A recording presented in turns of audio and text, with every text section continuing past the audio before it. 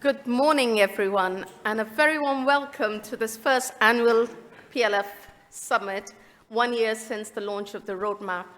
I'm Anju Massey-Brooker, Program Lead for the Polymer in Liquid Formulation Initiative, and it's a great pleasure to see so many of you in the room, supporters, stakeholders, and collaborators. So thank you for being part of this journey.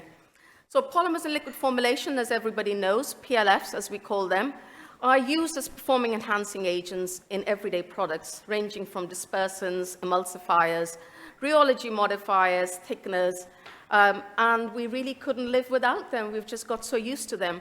But in fact, they've served the society and industry very well for over half a century. But they've come under scrutiny for the environmental impact that they have, but also from regulatory bodies like REACH, and polymers have been exempt from regulation from REACH, but as of next year, they're going to start getting regulated. So for the industry to come towards climate neutrality and circularity, there are a couple of things that industry needs to do, and it's great to see so many industrialists and academics and other stakeholders in the room.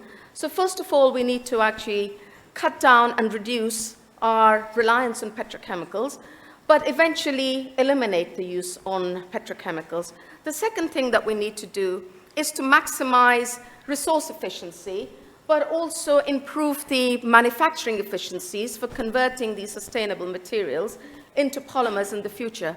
And for those formulators in the room, it is really critical for us to develop novel formulation approaches that are ready to incorporate these new sustainable materials. It's not going to be likely for a drop-in, drop-out, or take-out technology scenarios. New formulation chassis will have to be created.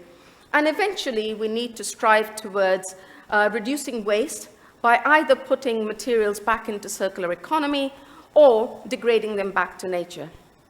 But technical readiness is no longer sufficient. We really need to make these economically viable at scale. All of these problems, they might sound simple, but they're very complex and interdependent problems that even the largest companies, chemical companies, are unable to solve on their own.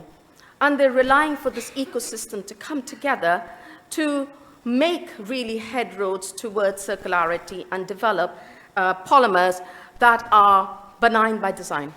So the task force, the PLF task force that we had last year, worked together to frame these problem statements into developing a roadmap, and a roadmap towards sustainable practices for PLFs by 2040, and developing zero-harm PLFs that are benign by design.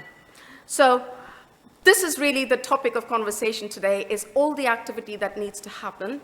Since the launch of the roadmap, we've made great progress, and we'll hear about that later on. But we have a really exciting lineup of speakers today with thought leaders from industry, academia, governmental bodies who are going to talk about the achievements, learnings, and particularly challenges that still lie ahead for us to achieve the goal of 2040 sustainable PLFs. So there are plenty of breaks in between, so we're hoping that people will network and form new consortiums, develop research and innovation ideas that can progress this agenda forward. So let me go back. So a couple of housekeeping things that I'd like to get out of the way. So we've already had a mini alarm, fire alarm, but we haven't got any other fire alarms planned for the day. So if another one goes off, it's a real one.